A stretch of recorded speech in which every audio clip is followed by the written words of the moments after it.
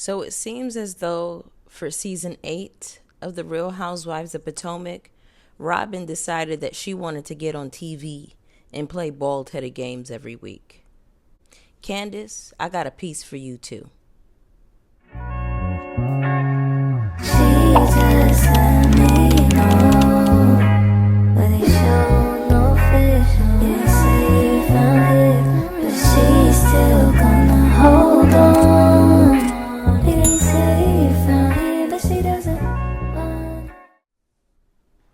What's up, everybody? It's your girl, Bonnie Scotch. Thank you so much for clicking on my video today. I wanted to bring you a recap of Real Housewives of Potomac. This is season 8, episode 10. Now, before we get into this recap, I wanted to ask you all to go ahead and hit the like button for me. When you hit the like button, not only is it a free way to support my channel, but it also lets YouTube know that I'm here and that you all are rocking with my commentary.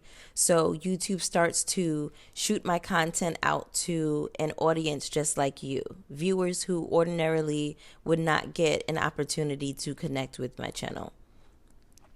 All right, now let's go ahead and get on into this episode. I felt like the bulk of this episode was filler content, but there is some meat and potatoes that we definitely have to address towards the end, okay? 10 episodes in, and we finally get introduced to Nneka's sister. Karen and Gizelle meet up with their daughters. Raven gives Grace a bit of advice on leaving the nest and heading to college.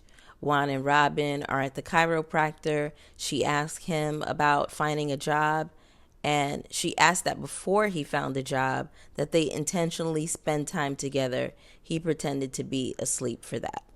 Wendy meets up with some folks about producing her new talk show, and Candy is planning an event around the celebration of mothers.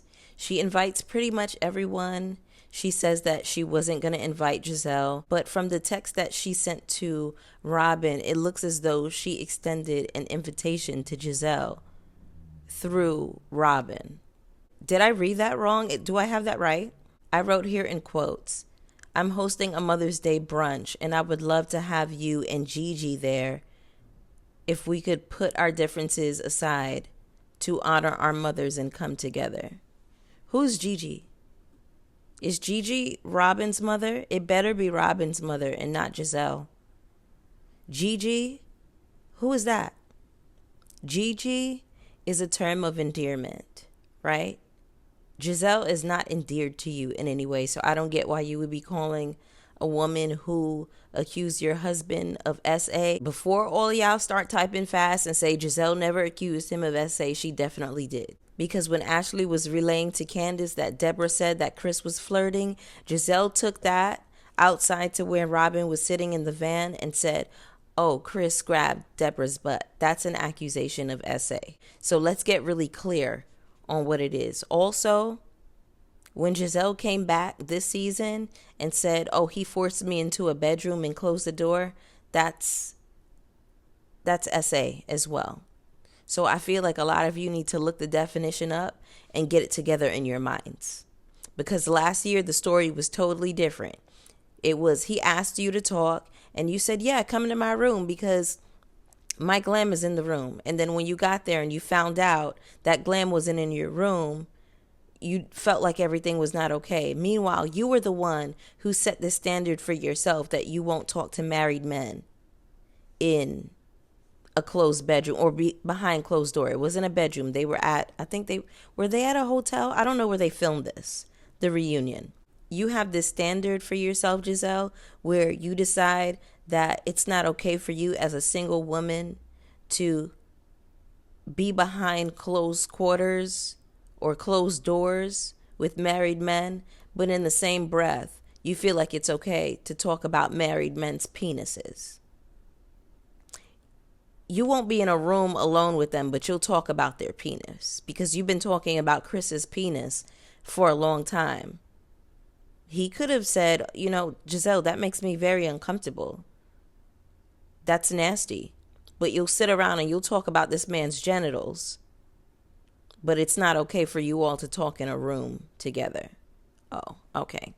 Anyway, back to what I was saying. I get tangential when Gizelle comes up, honey. Candy has her event. This was the most we've gotten in the way of opulence and beauty all season. Robyn had a family fun day last year in the park with some chips and Capri Suns. Karen had a pickleball event this year with foil pans and jars of pickles. Ashley hosted an event. What do we get? The women are playing in shit. So we see who brings the sense of class and opulence and money to the situation, because let's not act like we don't watch these shows to get a view of the opulence, right? The rich and the famous lifestyles. Giselle is never hosting nothing because she don't got shit going on. And neither does Nneka. Charisse is there with her daughter. She's telling Mia that she spoke to Jacqueline and Jacqueline was crying while she talked about Mia. And Nneka said that all Jacqueline did was talk about Mia for 2 hours and cry and sob and whatever else. I mean, can you not empathize with the girl? Mia is running around blaming her for her getting R-worded by her ex-boyfriend and taking it out on her. So I can't even imagine the trauma that Jacqueline has dealt with at the hands of Mia. So at some point during this event, Candice serenaded the women with a song off her Deep Space album. It's called Win. She has a deluxe version of the album and it's featuring, let me look this up really quick. It's featuring a gentleman named Isaac something. Isaac Curry, that's his name. So Win 2.0 was one of those songs that really got me through 2023. I just want to give a huge shout out to Candice because the Deep Space Deluxe album is actually really good and she has a gorgeous voice. Her voice kind of puts me in the mind of Kelly Rowland. Her voice is actually really pretty and I'm not capping, y'all. Win 2.0, and she has a song called Do It, in parentheses, nostalgia. When I tell you them two songs had me in a cobra clutch for 2023. So again, shout out to Candice. Also, I just wanted to say that not having to see Giselle and Robyn too much this episode was just such a nice relief. It was just so good on the spirit and just, I don't know, I just had a much easier time viewing this episode. All right, so towards the end of the episode, Candice and Robyn meet up at the bakery to hash their issues out. Candice wants to know why Robyn is mad at her, which I think is kind of stupid. Candice, you talked about her on social media, and I just wish that you would stand in it. Stand on business. You talked about her, you said what you said, and it is what it is, and that's fine. It's really okay. Now, Robyn did the same thing, to be clear. Robyn talked about Chris and Candice alongside Giselle on their Reasonably Shitty podcast. So I feel like it's fair game. Everybody talks about everyone on social media on this cast, but it's only a problem when Candice does it. But my problem with Candice in this situation is that Candice talked about her on social media, then she wants to turn around and ask Robyn, are you mad at me? Girl, what? Of course she is. Of course she's mad for getting called out. I'm not saying that you're wrong. I'm just saying don't act like you don't know why she's upset with you. Like, just stand in it for once. And we've been telling you for years that these girls are not your friends. And I thought that you were starting to see the light, but it's clear that you don't. And what got me about this episode is that you invited Robyn to your event and gave her an opportunity to reject you and tell you no once again. It feels as though you are always clamoring for the acceptance of Giselle and Robyn when they don't want nothing to do with you. Now, before y'all start typing fast to tell me that, oh, Robyn and Candice were friends, I ain't never seen on my TV screen no big friendship from Robyn and Candice. Never seen it. Somebody wanted to tell me in the comments last week, oh, Robyn went to Candice's show. You know how many nigga shows I went to that were just a casual acquaintance? My homegirl would hit me up like, oh, so-and-so is having a show tonight. Let's fall through. And that's how that happens. Do you get what I'm saying? So I just don't understand where you all are coming from saying that, oh, Robyn and Candice really have this friendship. I feel like that's in y'all's minds in the same way that it's in Candice's minds for some reason. Like, I'm not sure where y'all have conjured this relationship up from. And this clamoring for acceptance from people who don't want nothing to do with you. I don't know if there's an official name for this phenomenon, but there's something that's going on psychologically where someone doesn't accept you and it makes you want to work that much harder to impress them, to become accepted into the fold, right? And all I can chalk that up to is self-esteem issues, and you need to go and work that out in therapy, Candice, because it's not a cute look. The thing is that you, Candice, have potential to be the premier housewife on this show, to be in charge of the girls. They can't take you. You're talented, you're educated, you always have a read, you're well-spoken. You didn't have to lay on your back to have access to money and resources because you came from money. So you have an edge up on all of the women pretty much on this show. And I just don't understand why it is that you can't stand in your power and just own it. I don't understand clamoring for the approval of the green-eyed ghouls and still inviting these women into your intimate spaces. This woman accuses your husband of SA, and you got the nerve to call her Gigi. Now, mind you, I don't know if Robyn's mom is named Gigi, so I'm guessing that she is calling Giselle Gigi. Also, I want to know, why is Candice the only person that Robyn is upset with for talking about Juan? Everyone has talked about Juan and his shenanigans, especially Karen. Are you afraid of what you might say when you drink? No, I'm not. But you should be concerned about what Juan says when he's drunk. Especially Karen.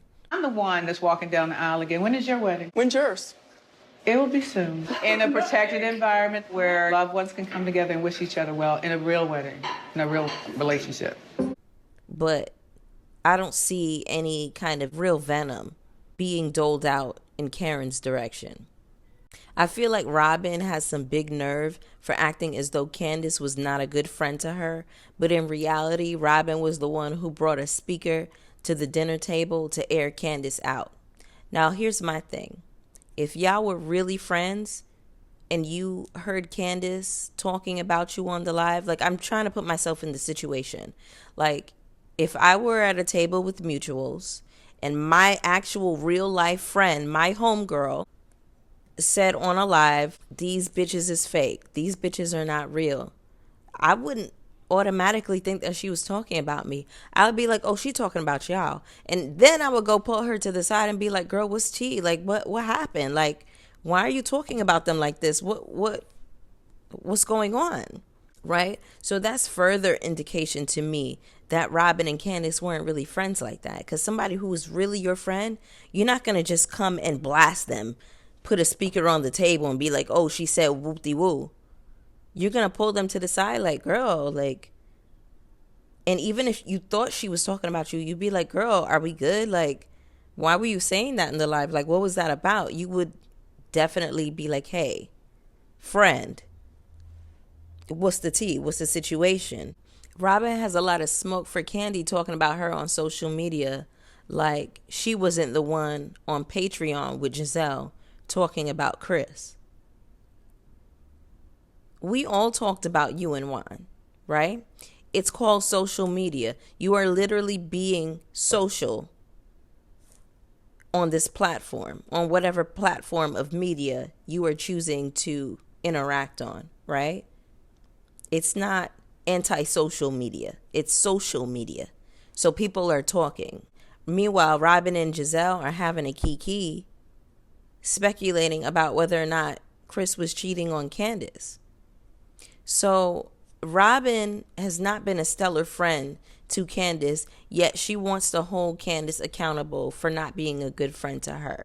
Robyn says she's not willing to throw her husband under the bus for entertainment, but you throw everybody else's husband under the bus for entertainment. You threw Chris under the bus on Your Reasonably Shitty podcast with Giselle. Now, I played those clips. I think it was maybe 2 episodes ago. I'm going to go ahead and leave the link in the description. I linked Make It Make Sense. He's a YouTuber. Shout out to Make It Make Sense for providing those receipts, because y'all know I would never subscribe to anything that Giselle or Robyn do. I don't want to hear it. I don't want to hear them any more than I absolutely need to on this show. Then Robyn says you should be able to pick and choose what you don't want to share on this show. Have to be willing to be like fully transparent, to share your life, the good part and the bad part. Maybe she shouldn't be on a TV show where your life is going to be talked about. Really? So, Robyn, it seems as though you want everybody else to share their own personal business, but when it comes to yours, you want to be hush hush. You get upset about stuff because it's done on camera, which is not fair. We're all here. When we're filming, everything we do should happen on camera. The ladies were asking Candice a few episodes ago about the lawsuit. She says, I don't want to discuss legal matters. And you say, oh, well, can we know what's okay to discuss and not discuss? So you're trying to force somebody's hand into discussing something that is a legal matter because you're the dummy who decided that they wanted to discuss legal matters at the reunion. Juan's case with Coppin University, excuse me. So you want to force everybody else's hand at discussing things they don't want to discuss for very good reason. But when people want to bring up your situation with Juan, it's off limits. Your husband cannot be used for entertainment fodder. All right, y'all. So that was the episode. That was it. It wasn't a whole lot going on. Get down in the comments. Let me know how y'all felt about the episode. Y'all know I want to talk to y'all. Y'all know I want to gossip. Can I just say, it is such a joy seeing y'all's comments every week. I'm getting comments from a lot of the same people, and I love it. I look forward to y'all's names popping up on my screen and in my email. I just feel as though like it's so amazing that I've been able to craft out like this little corner, this little pocket on the internet, on YouTube, and I have my tribe with me. Like y'all feel like my people. You know what I mean? And it's just amazing. I love to see the new names popping up to show me love. It just really excites me every single time.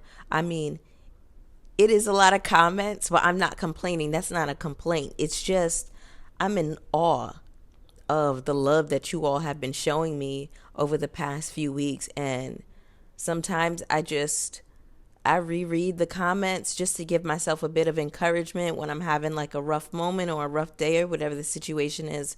And y'all have no idea like how much y'all give me life. Ooh, am I getting emotional? I didn't want to get emotional, but I just wanted to sincerely thank you all for all of the love that y'all have been showing down in the comments, for hitting the like button and everything. And I'm really amazed that I've been able to somewhat grow a tribe, and it's ever growing, you know. Scotch gang, Bonnie gang, Scotch bonnets, we here. So anyway, that was the episode, y'all, and I will see y'all for the next one. Peace.